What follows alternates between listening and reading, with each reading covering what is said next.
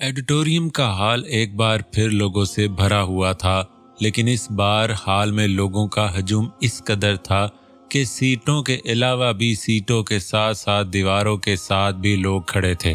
Auditorium کے stage کے درمیان میں موجود ایک میز کے پیچھے کرسی پر عمر بیٹھا تھا، جس کے آس پاس یونیورسٹی کے مختلف تنظیموں کے کرتا دھرتا بیٹھے تھے، اور ان کا اس طرح ساتھ بیٹھنا اس بات کا اعلان تھا کہ وہ اب عمر کے ساتھ ہیں۔ السلام علیکم ورحمۃ اللہ وبرکاتہ، اسٹیج سیکرٹری نے مائک ہاتھ میں لے کر کہا تو حال میں ایک دفعہ خاموشی چھائی اور پھر مختلف آوازیں ابھریں۔ کسی نے صرف وعلیکم السلام کہا تو کسی نے پورا جواب دیا۔ جیسا کہ آپ سب جانتے ہیں، آج ہم یہاں مسٹر عمر فاروق کی وجہ سے جمع ہوئے ہیں، اور ایسا شاید یونیورسٹی کی تاریخ میں پہلی بار ہونے جا رہا ہے کہ ایک ہی شخص نے یونیورسٹی کی تمام تنظیموں کو اپنا ہمنوا بنا لیا ہو، اور تمام تنظیموں نے عمر کو متفقہ طور پر اپنی سربراہی کی دعوت دی ہو۔ آج ہم یہاں جمع ہیں تاکہ عمر بھائی سے کچھ گفتگو ہو جائے اور سب کے سامنے ان سے سوالات کیے جائیں، تاکہ سب کو ان کے کردار اور سوچ کا پتہ چل سکے۔ ہماری کوشش ہوگی کہ زیادہ سے زیادہ لوگوں کو سوال کا موقع دیا جائے۔ تو بلا تاخیر ہم چلتے ہیں اپنے پہلے سوال کی طرف۔ تو کون پہلا سوال کرنا چاہے گا؟ اسٹیج سیکرٹری نے جیسے ہی یہ کہا تو ہال میں بہت سارے ہاتھ فضا میں لہرانے لگے۔ عمر خاموشی سے سب کچھ دیکھ رہا تھا۔ اسے عجیب سا محسوس ہو رہا تھا، اور ایسا لگ رہا تھا کہ وہ اس اہمیت اور اس قابل نہیں ہے جو اہمیت اسے دی جا رہی ہے، اور نہ جانے لوگ اس سے کیا توقعات لگائے بیٹھے ہیں۔ وہ بہت انکمفرٹیبل محسوس کر رہا تھا، لیکن اللہ اسے جو موقع دے رہا تھا وہ اسے ضائع کر کے ناشکری نہیں کرنا چاہتا تھا۔ وہ بس ایک ہی بات دل میں سوچ رہا تھا، اللہ نے جو چاہا وہی ہوگا، اس سے جو ہو سکا وہ کرے گا۔ عمر انہی سوچوں میں گم تھا کہ سیکنڈ لاسٹ رو کے ایک کونے میں بیٹھے لڑکے کو پہلا سوال کرنے کا موقع دیا گیا۔ اس نے جب بولنا شروع کیا تو عمر نے ذہن سے ساری سوچوں کو جھٹکا اور اس کی طرف متوجہ ہو گیا، جو ایک مختصر سا سوال پوچھ کر بیٹھا، لیکن اس کا سوال سن کر اکثر لوگوں نے ناگواری سے اس کے سوال پر ناگواری کا اظہار کیا تھا۔ اس نے پوچھا تھا کہ بس اتنا بتا دیں کہ زیادہ سے زیادہ دولت مند کم وقت میں کیسے بنا جا سکتا ہے۔ عمر نے خاموشی سے سنا اور پھر مائک اٹھا کر منہ کی طرف کیا اور تھوڑی دیر خاموش رہا، جیسے کسی سوچ میں گم ہو۔ پھر کہنے لگا، دولت کے حصول کی کوشش کرنا یا سوچنا کوئی بری بات نہیں، لیکن فرق بس اس بات سے پڑتا ہے کہ وہ جائز اور حلال طریقے سے حاصل کی جاتی ہے یا حرام، اور اس کمائی سے لوگوں کو کچھ نہ کچھ فائدہ ضرور ہو۔ اسلام میں سب سے زیادہ نفع دینے والی چیز تجارت یعنی کاروبار کو کہا گیا ہے، اور تجارت ہی سے انسان کم وقت میں بہت اوپر جا سکتا ہے۔ یہی تجارت تھی کہ جس کی وجہ سے عبد الرحمن بن عوف رضی اللہ تعالی عنہ جو مدینہ میں ہجرت کر کے آئے تو کچھ بھی پاس نہیں تھا، مگر اس تجارت کے ذریعے وہ امیر ترین صحابی بن گئے تھے۔ ان کی تجارت کے 3 اصول تھے۔ نمبر 1، گاہک کو مال کی خوبی اور خامی دونوں بتاتے تھے۔ نمبر 2، نہ ادھار دیتے تھے نہ ادھار مال لیتے تھے۔ اور نمبر 3، منافع ملتے ہی مال بیچ دیتے تھے، چاہے وہ منافع کم ہی کیوں نہ ہوتا۔ مطلب زیادہ منافع کے لالچ میں مال ذخیرہ نہیں کرتے تھے، بلکہ منافع ملتے ہی اپنا مال فروخت کر دیتے تھے، اور ان سب سے بڑھ کر وہ اللہ کی راہ میں بہت خرچ کرنے والے تھے، اور جتنا وہ اللہ کی راہ میں خرچ کرتے تھے اللہ اسے بڑھا چڑھا کر واپس کر دیتے تھے۔ یہ ہوتی ہے ایمانداری اور اللہ کی مدد۔ ایمانداری، ان اصولوں اور اللہ پر توکل سے آپ بہت کم وقت میں بہت امیر بن سکتے ہو۔ عمر نے اپنا جواب مکمل کیا تو پورے حال میں خاموشی تھی۔ اسٹیج سیکرٹری نے کنکارتے ہوئے سب کی توجہ اپنی طرف مبذول کروائی تو حال میں سب اس کی طرف متوجہ ہو گئے، اور اس نے کہا، اگلا سوال۔ حال میں بہت سارے ہاتھ بلند ہوئے اور اس بار ایک لڑکی کو موقع دیا گیا تو اس نے سوال کیا، کیا وجہ ہے کہ ہمارے گھروں میں پیسہ ہوتے ہوئے بھی پریشانیاں ہیں، اور پیسہ آتا ہے تو ایسے ہاتھوں سے نکل جاتا ہے کہ پتہ بھی نہیں چلتا؟ عمر، برکت، क्योंकि हमारे घरों में और माल में बरकत नहीं है, इसीलिए ऐसा होता है। अमूमन ये समझा जाता है कि बरकत का मतलब है कि बरकत से बहुत ज़्यादा मालो दौलत मिलता है, रुपए की रेल पैल ज़्यादा हो जाती है। हालांकि बरकत इसे नहीं कहते। बरकत का मतलब है थोड़ी चीज़ ही सबके लिए काफ़ी हो जाए। इसको मैं एक मिसाल देकर समझाता हूँ। एक कुतिया के 7 से 8 या उसके आसपास बच्चे पैदा होते हैं, जबकि मुकाबले में भैंस और गाय का अमूमन एक ही बच्चा पैदा होता है। हर रोज़ लाखों बछड़ों और कट्टों को ज़िबा किया जाता है। दुनिया के हर कोने में उनका गोश्त खाया जाता है, लेकिन इसके बावजूद आपको कुत्तों की बजाय इन जानवरों की तादाद हमेशा ही ज़्यादा लगेगी। हालांकि ना तो कुत्तों को अमूमन ज़िबा किया जाता है, इनका हमल ठहरने से पैदाइश तक दौरानिया भी कम होता है और बच्चे भी इतने ज़्यादा होते हैं, लेकिन फिर भी आपको इनके रेवड़ नज़र नहीं आते। ये होती है बरकत। बरकत से थोड़ी चीज़ भी सबके लिए काफ़ी हो जाती है और घरों में ये बरकत पैदा होगी घर में नेक अमाल से, माल में बरकत होगी हलाल कमाई से। ये कहकर उमर चुप ही हुआ था कि हाल में तालियों की आवाज़ गूंजने लगी। अगला सवाल करने का मौका जिसे मिला वो भी एक लड़की थी। वो अबाया पहने नकाब पोश लड़की फ्रंट रो में ऐन उमर के सामने बैठी थी। उसने सवाल करना शुरू किया तो उसकी आवाज़ सुनकर बेइख्तियार उमर की नज़रें ऊपर उठीं और बस एक सानिये के लिए आयज़ा पर पड़ी और फिर फौरन उसकी नज़र झुक गई। लेकिन ये एक नज़र ही ने उमर को एक खुशगवार हैरत में मुब्तला कर दिया था। ना सिर्फ उसे बल्कि हाल में काफ़ी लोग उसकी आवाज़ पर उसे हैरत से देख रहे थे, क्योंकि ये तब्दीली उनके लिए भी नई थी। उमर नज़र झुकाकर आयज़ा का सवाल सुनने लगा। उम्मे हानी और उबैद घर के करीब एक पार्क में खेल रहे थे जब एक सफ़ेद रंग की हाईस पार्क के गेट के पास आकर रुकी। उम्मे हानी और उबैद के हाथों में स्टिक्स थीं, जिससे वो एक दूसरे के साथ फर्जी तलवारबाजी का खेल खेल रहे थे, जबकि कुछ बच्चे उनके गिर्द घेरा डाले उनको दिलचस्पी से देख रहे थे। दोनों इस तरह महारत का मुजाहरा कर रहे थे जैसे वाकई कोई मुश्ताक तलवारबाज हों। उनके जिस्म पर एक दूसरे की छड़ी से ज़रबें भी लग रही थीं, लेकिन वो इन ज़रबों को बाआसानी बर्दाश्त करके और ज़्यादा जोशो खरोश के साथ इसी खेल में मगन रहे।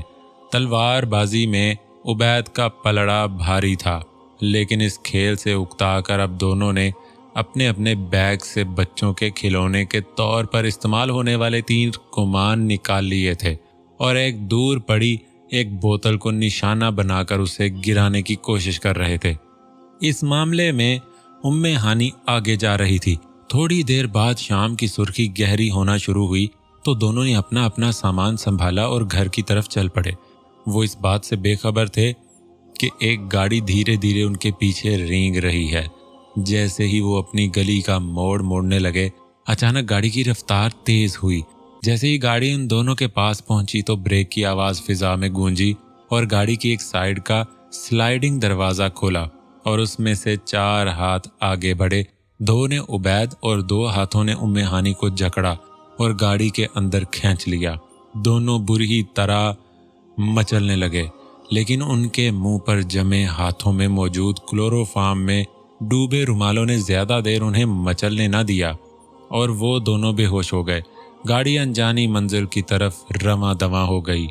मास्टर के जाने के बाद हैदर बहुत अफसरदा था, लेकिन जो नए ट्रेनर थे उन्होंने इस अफसरदा कैफियत को बरकरार न रखने दिया।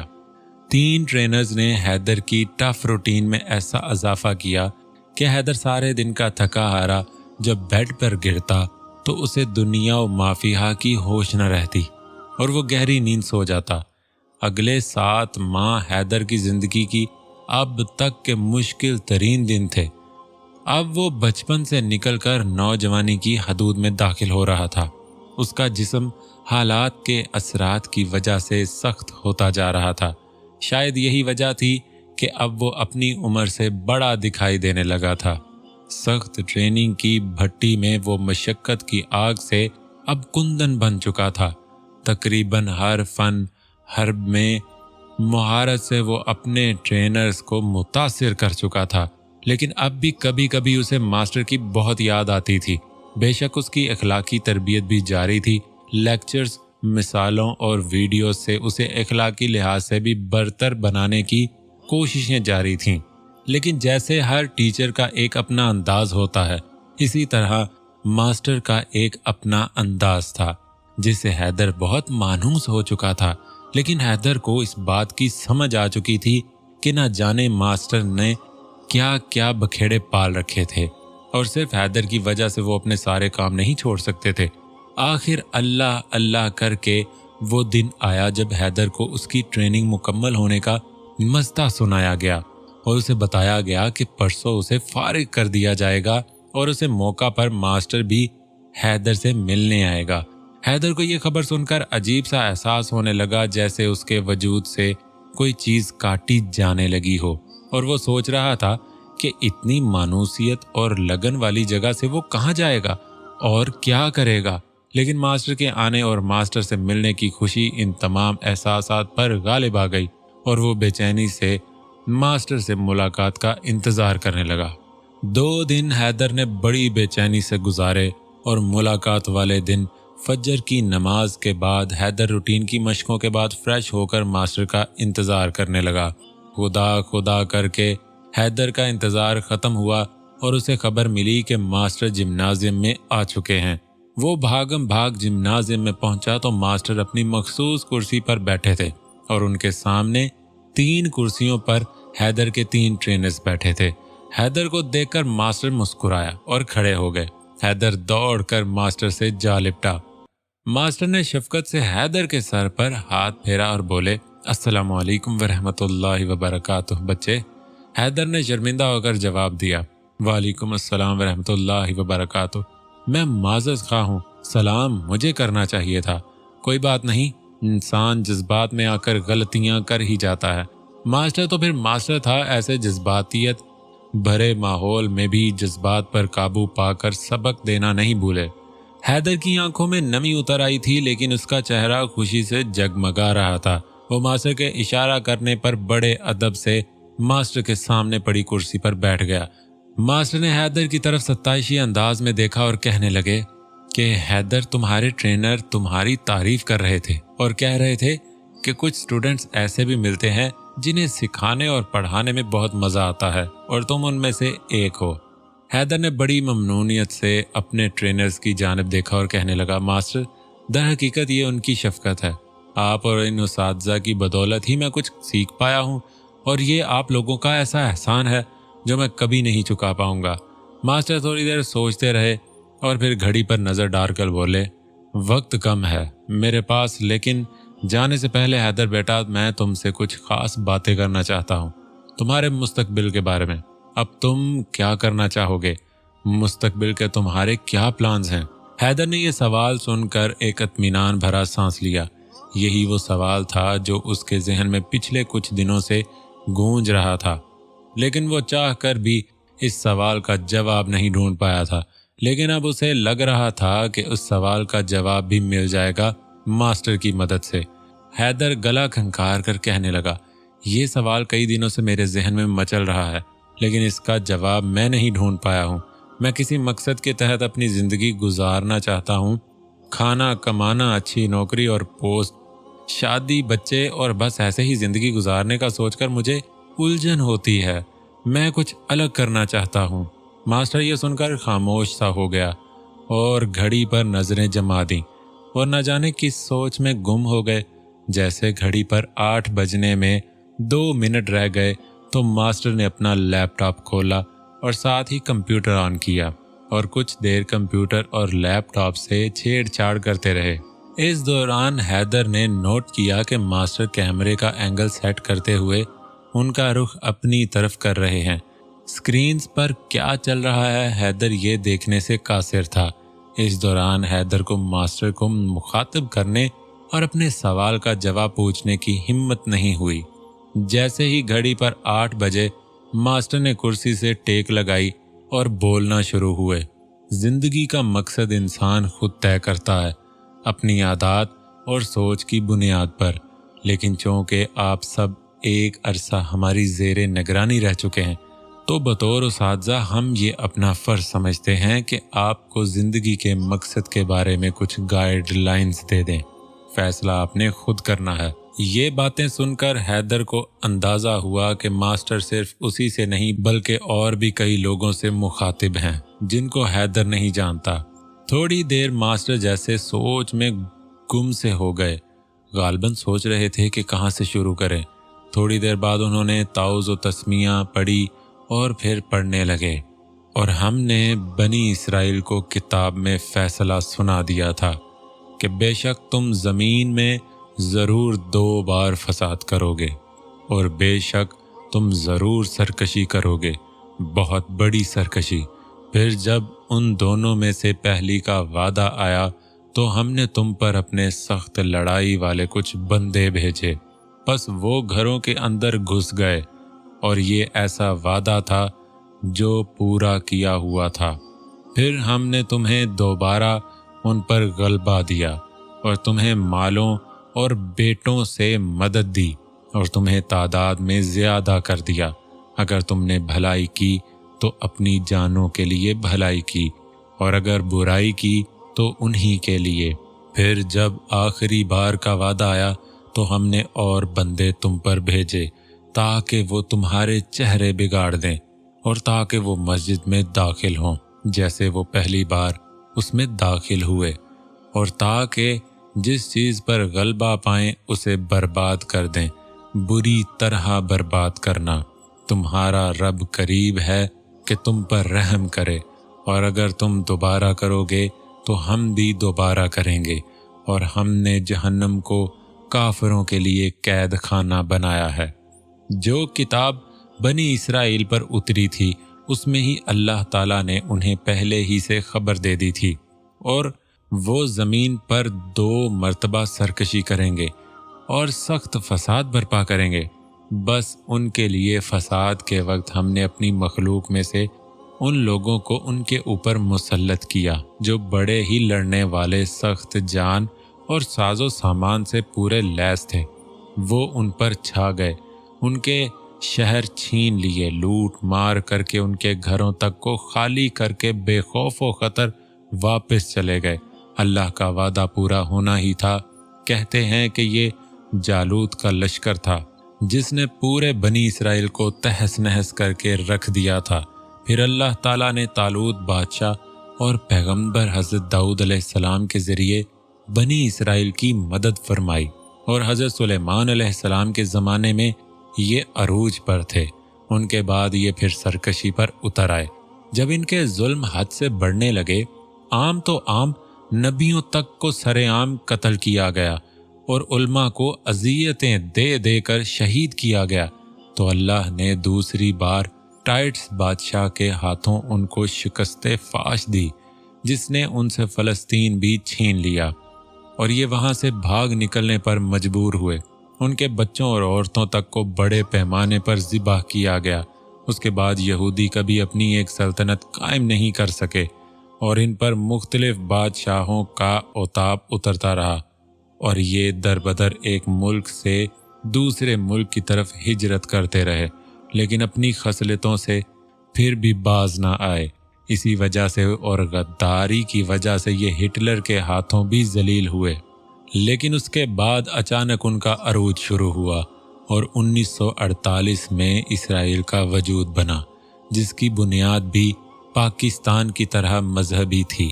یہی 2 ممالک پوری دنیا میں ایسے ہیں جو مذہبی بنیادوں پر وجود میں آئے۔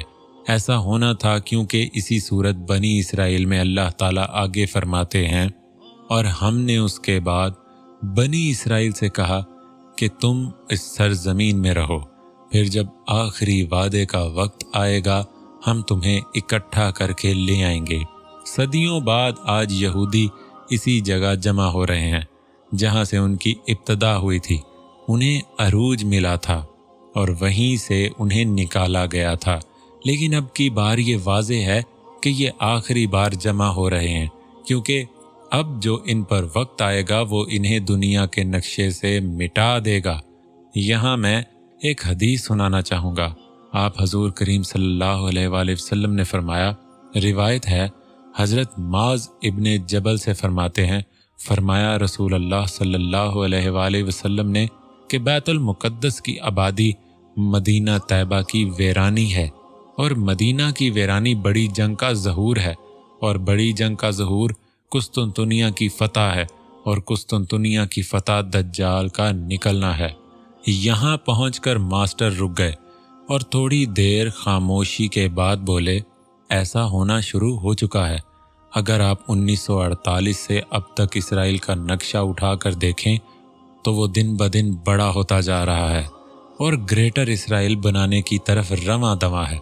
بیت المقدس کو اسرائیل کا دارالحکومت قرار دیا جا چکا ہے، اور ابھی چند دن پہلے ہی انہوں نے بیت المقدس میں بڑی بڑی رہائشی و کمرشل بلڈنگز بنانے کے پلان پر عمل درآمد شروع کر دیا ہے۔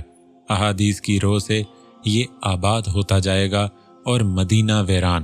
یہ کیسے ہوگا یہ اللہ بہتر جانتا ہے، مگر ایسا ہوگا ضرور، اور بہت جلد ایسا ہونے والا ہے۔ مدینے کی ویرانی کے ساتھ ہی دنیا کی اب تک کی سب سے خوفناک ترین جنگ عظیم شروع ہوگی، جسے حدیث میں ملحمۃ الکبریٰ کہا گیا ہے، جبکہ عیسائی اور یہودی اسے آرمیگڈ زون کے نام سے پکارتے ہیں، کیونکہ ان تینوں مذاہب کا ماننا ہے کہ ایسا ہونا بس ہر ایک یہ سمجھتا ہے کہ جیت ان کی ہوگی، لیکن در حقیقت جیت اسلام کی ہوگی، مگر بہت خوفناک جنگ کے بعد۔ احادیث کے مطابق یہ جنگ اتنی خوفناک ہوگی کہ ایک پرندہ لاشوں کے اوپر اڑے گا اور بیٹھنے کی جگہ ڈھونڈے گا، لیکن اسے کہیں جگہ نہ ملے گی، یہاں تک کہ وہ تھک کر لاشوں کے اوپر ہی گر پڑے گا۔ جرابلس شہر میں داخل ہونے سے پہلے آپ کو بلند پہاڑیوں سے گزرنا پڑتا ہے۔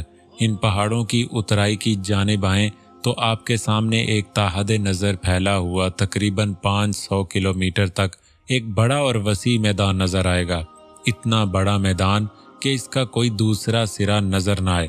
اس بڑے میدان میں ترکی کی سرحد سے تقریباً 14 کلومیٹر دور دامک کا گاؤں ہے، اور اس کے نزدیک ہی اماک کا گاؤں ہے۔ ان دونوں مقامات کی اس قدر تفصیل اس لیے درج کی ہے کہ یہ وہ میدان ہے جہاں سید الانبیاء صلی اللہ علیہ وآلہ وسلم کی بتائی گئی پیش گوئیوں کے مطابق روئے زمین پر حق و باطل کا بہت بڑا اور آخری معرکہ ہونے والا ہے۔ کوئی اس میدان کو دیکھے اور پھر چاروں جانب اس کی وسعت کا اندازہ کرے تو اسے یقین ہونے لگے کہ یہ مقام واقعی کسی بڑی جنگ کو اپنے دامن میں سمو سکتا ہے۔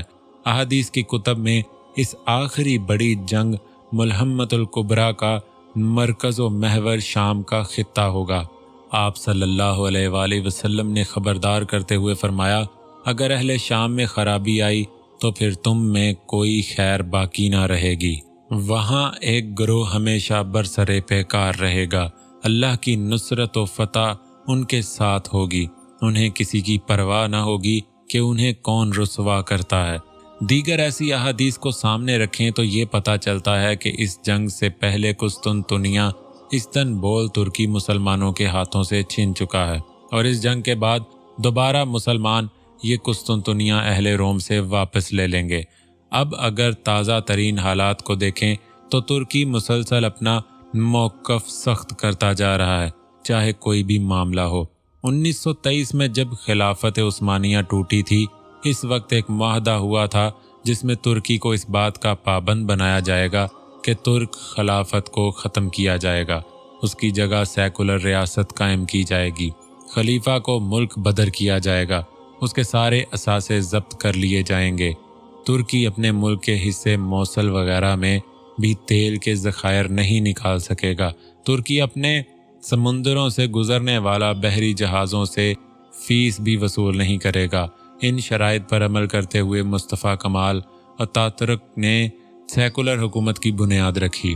اب 2023 میں یہ 100 سال کا معاہدہ ختم ہو رہا ہے، جس کے بعد ترکی تیل نکالنے اور فروخت میں آزاد ہوگا۔ ترکوں نے سخت ترین پابندیوں کے باوجود غیر کے آگے ہاتھ نہیں پھیلایا اور اپنے کم وسائل میں ترکی کا سفر جاری رکھا، جس کا نتیجہ یہ ہے کہ چند سالوں میں ترکی خود بول رہی ہے۔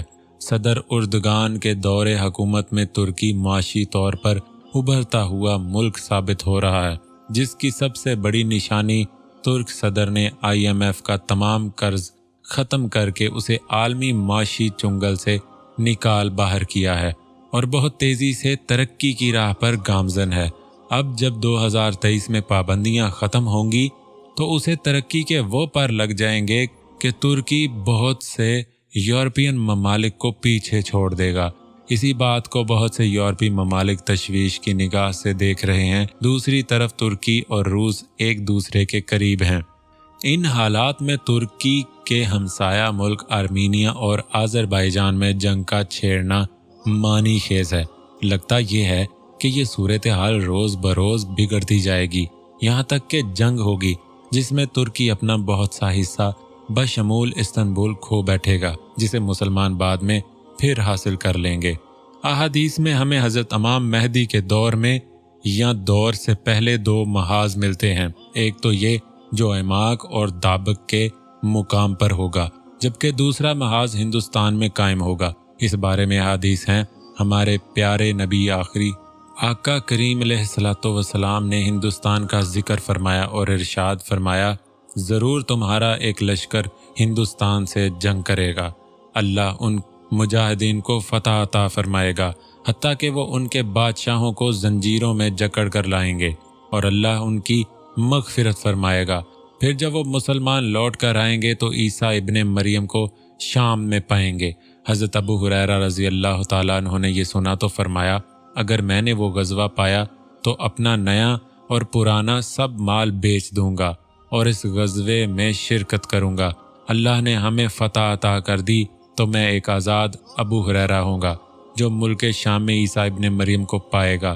फिर मैं उनको बताऊंगा कि मैं आप अलैहिस्सलातु वस्सलाम का सहाबी हूँ। हजूर अकरम सल्लल्लाहु अलैहि वसल्लम मुस्कुरा उठे और फरमाया, बहुत मुश्किल, बहुत मुश्किल।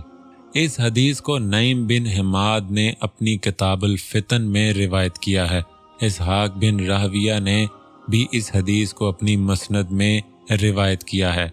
सुनन नसाई हदीस 3177 में फरमाया कि मेरी उम्मत के दो गिरोह जहन्नम से आज़ाद कर दिए गए। पहला वो जो ग़ज़वाए हिंद लड़ेगा और दूसरा वो जो ईसा इब्ने मरियम का साथ देगा। एक और हदीस है कि खुरासान से एक ऐसा लश्कर निकलेगा जिसके साथ काले झंडे होंगे, कोई ताकत इनको रोक नहीं सकेगी और ये लश्कर हिंदुस्तान को फतह कर लेगा, फिर एलिया यानी बैतुल मुक़द्दस में जाकर रुकेगा। ये हदीस हज़रत सोबान रज़ी अल्लाह ताला अन्हु ने रिवायत की है। हैदर ने ये अहादीस सुनी तो चुप न रह सका और बोला, टोकने के लिए माजरत, लेकिन गज़वा तो वो जंग होती है जिसमें हजूर सल्लल्लाहु अलैहि वसल्लम ने खुद शिरकत की हो, लेकिन इस गज़वा हिंद में ये कैसे मुमकिन है? मास्टर हैदर की बात सुनकर मुस्कुरा उठे और कहने लगे, आम तौर पर यही कहा जाता है कि गज़वा उस जंग को कहा जाता है जिसमें आप सल्लल्लाहु अलैहि वसल्लम ने शिरकत की हो, लेकिन ऐसा नहीं है, बल्कि गज़वा हर उस जंग को कहा जाता है जिसमें हजूर सल्लल्लाहु अलैहि वसल्लम ने लश्कर को तरतीब दिया हो, रवाना किया हो, इस जंग में शिरकत के लिए बैत ली हो या इस जंग में शिरकत का हुक्म दिया हो। यही वजह है कि गज़वाए मूता को भी गज़वाए मूता कहा जाता है, हालांकि हजूर अलैहिस्सलातु वस्सलाम ने इस गज़वा में शिरकत नहीं की थी। अब इस महाज पर देखें तो अमरीकी अफवाज की अफ़गानिस्तान से वापसी जारी है। वहाँ तालिबान मजबूत से मजबूत तर हो रहे हैं और वो इस्लामी कानून नाफिज करने के हामी हैं। यहाँ इस बात की वजाहत करता चलूँ, अफ़गानी हुकूमत, अफ़गानी फ़ौज और उनके हामी अफ़गानियों और अफ़गान तालिबान में ज़मीन आसमान का फ़र्क है। अफ़गानी पाकिस्तान को सरेआम गालियाँ निकालते हैं और सख्त खिलाफ हैं। पाकिस्तान के मुकाबले में वो इंडिया से हमदर्दियाँ रखते हैं, जबकि अफ़गान तालिबान का मौक़िफ़ इससे उलट है। जब एक जगह एक ऐसी हुकूमत कायम हो जाए जहां अदल व इंसाफ फराहम किया जाता हो तो लाजमन वो अपने इर्द गिर्द असर डालता है। इसलिए मैं ये समझता हूँ कि जब एक खालिस इस्लामी हुकूमत वजूद में आएगी उसका असर अफ़गानिस्तान के आसपास वाले ममालिक पर भी पड़ेगा, जिसकी वजह से आसपास वाले ममालिक की आवाम जो अपने हुक्मरानों से तंग आ चुकी है खुद इस निज़ाम की हिमायत करेगी और इस्लामी हुकूमत कायम करने का मुतालिबा करेगी, या फिर कोई ऐसा हुक्मरान आएगा जो वो निज़ाम लेकर आएगा। दोनों ही सूरतें मुमकिन हैं। और ये जो ग़ज़वा हिंद होगा, मेरा ख़याल है ये सिर्फ पाकिस्तान या कोई एक मुल्क नहीं लड़ेगा, बल्कि तमाम मुसलमान मुत्तहिद हो जाएंगे। पाकिस्तान की फ़ौज और हथियार यकीनन इस जंग में एक सिपा सालारी वाला किरदार अदा करेगी। अब मैं आता हूँ इस तरफ कि ये सारा पसे मंज़र मैंने क्यों बताया। ये दौर फितनों का दौर है, इसमें कोई शक नहीं। इस दौर में हदीस के पेश नज़र हमारे पास दो रास्ते हैं। नंबर 1, सब चीज़ों से कट कर हर चीज़ में दिलचस्पी लेना छोड़कर खामोशी से हलाल रोज़ी कमाएं और अपनी इबादत में मसरूफ़ रहें। फ़राइज़ और सुन्नतें पूरी करें, अल्लाह से हिदायत मांगते रहें। दूसरा रास्ता यह है कि एक हदीस का मफ़हूम है कि दौरे फितन में वही शख्स उससे बच सकेगा जो इन फितनों का इल्म रखता हो, और जो इल्म रखता होगा वो इनके खिलाफ ज़ुबान, कलम और हाथ से जहाद भी कर सकेगा।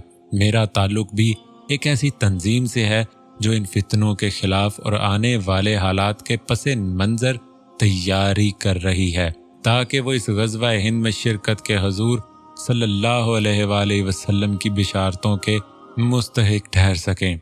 आप सब लोग जिनसे मैं मुखातिब हूँ, मैं अपना राज शेयर कर रहा हूँ, क्योंकि मैं आप सबको जानता हूँ कि आप सब इस काबिल हैं कि किसी राज को राज रख सकें। इस तंजीम में शामिल हर फर्द अपना हलाल रोज़ी का ज़रिया बनाने के साथ साथ इस तंजीम में दिए गए अहदाफ को भी पूरा करता है। इसके साथ साथ हम कोशिश कर रहे हैं ये आगाही और हकीकतें लोगों को बताकर उनको हकीकत से रूशनास करवा सकें और वो भी हमारा साथ दे सकें। आप लोगों को कोई पाबंद नहीं किया जा रहा, लेकिन अगर कोई इस तंजीम में शामिल होना चाहे तो वो अपने अपने ट्रेनर से राब्ता कर सकता है। मगर एक बात ज़हन में रखें कि हर तंजीम में कुछ असूल और ज़वाबत होते हैं, इसलिए इनकी खिलाफ वर्जी पर सज़ाएं भी दी जाती हैं और नाकाबिले माफ़ी लग़्ज़िश या अमल गद्दारी की सूरत वगैरह में मौत की सज़ा भी दी जा सकती है।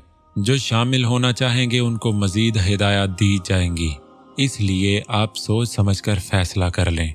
अल्लाह हम सबको हिदायत दे और हिदायत याफ्ता लोगों में शामिल फरमा दे। आमीन सुम्मा आमीन। फ़ी अमान अल्लाह। उम्मीद है आप अपने सीखे गए इल्म से लोगों को फ़ायदा देंगे। जज़ाकल्लाह। ये कहकर मास्टर खामोश हो गए और लैपटॉप वगैरह ऑफ करने में मसरूफ़ हो गए। हैदर खामोशी से उठा और मास्टर के पास जाकर खड़ा हुआ और अदब से मास्टर के हाथ पकड़कर उन पर बोसा दिया और फिर नम आंखों से कहने लगा, मास्टर, मैं आपका शुक्रिया नहीं अदा कर सकूंगा। सारी ज़िंदगी भी न जाने वो कौन सा लम्हा था, मेरी किस नेकी का सिला मिला जब आपसे मुलाकात हो गई। मैं इस तंजीम में शामिल होना चाहूँगा और मैं ये अज़म करता हूँ कि इंशाअल्लाह मैं आपका सर कभी शर्म से झुकने नहीं दूंगा। मास्टर ने कुर्सी से खड़े होकर हैदर को गले लगा लिया और हैदर ने मास्टर को ज़ोर से भेंचकर अपने जज्बात का इजहार किया। मास्टर ने हैदर के कान के पास सरगोशी में कहा, घर जाओ और चंद हफ्ते अपने घर वालों को दो, उसके बाद मैं एक नंबर दे रहा हूँ, उस पर राब्ता कर लेना और बस अपना नाम बता देना, तुम्हें मज़ीद हिदायत मिल जाएंगे कि क्या करना है। मास्टर ये कहकर खामोश हो गए और इंतज़ार करने लगे कि कब हैदर उसे छोड़े, लेकिन न जाने हैदर को क्या महसूस हो रहा था। उसका दिल चाह रहा था वो इसी तरह मास्टर से लिपटा रहे। एक अजीब सा सुकून था जो हैदर को अपने जिस्म में उतरता महसूस हो रहा था। आखिर जब मास्टर ने एक शफकत भरी थपकी हैदर के कांधे पर दी तो नम आंखों के साथ चेहरे पर हल्की सी मुस्कुराहट लिए हैदर मास्टर से अलग हो गया।